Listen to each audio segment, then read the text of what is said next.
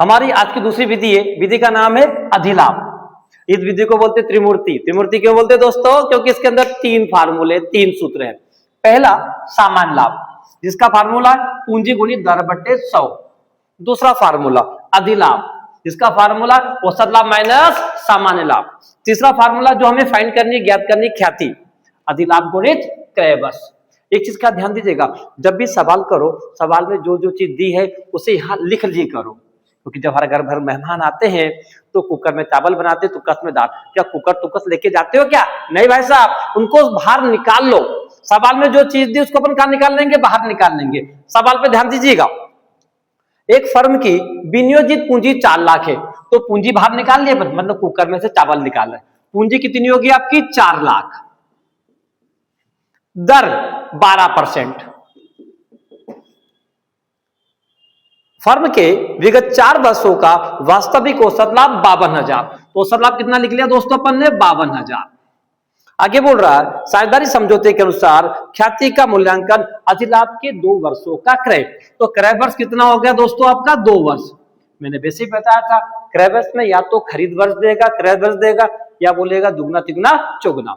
हम सवाल को हल, अब हमारे को करना क्या भी है, ध्यान रखिएगा, खाने को परसना है। जहां पर चावल दिया वहां चावल देंगे, जहां पर दाल दी वहां पर दाल देंगे। ध्यान रखिएगा, जैसे पहला फार्मूला सामान्य लाभ का, सामान्य लाभ बराबर पूंजी गुणित दर बटे 100। तो यहां पर पूंजी रखिए, तो क्या परसेंगे? पूंजी। मतलब दाल में क्या देंगे? दाल। खीर में क्या देंगे? खीर। चलिए पूंजी बोलो दोस्तों कितनी आपकी? 4 लाख। गुणित दर, दर कितनी थी? 12%। बटे में क्या आएगा? 100। एक जीरो के साथ एक जीरो गई। देखे दोस्तों ध्यान से, एक जीरो के साथ क्या जाएगी हमारी? एक जीरो। फिर एक जीरो के साथ क्या जाएगी? एक जीरो। बचा कितना? 4000 गुणित 12। 12 शून्य शून्य, 12 शून्य शून्य, 12 शून्य शून्य, 12 चौक 48। 48,000 कौन सा लाभ आ गया आपका? सामान्य लाभ। अब क्या निकालेंगे हम? अधिलाभ। अधिलाभ का फार्मूला क्या है? औसत लाभ माइनस सामान्य लाभ।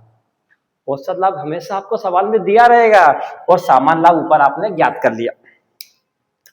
चलिए बोलो दोस्तों, यहां पर क्या परसू?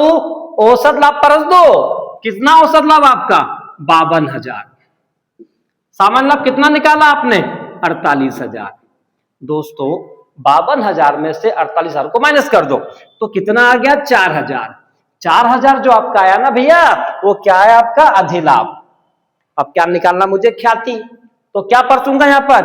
अधिलाभ गुणित क्रय वर्ष। अधिलाभ कितना आया आपका? 4,000। क्रय वर्ष कितना था आपके पास? 2 वर्ष। तो 4,000 में 2 का गुणा करो तो ख्याति कितनी आ गई आपकी? 8,000 रुपए। Thank you.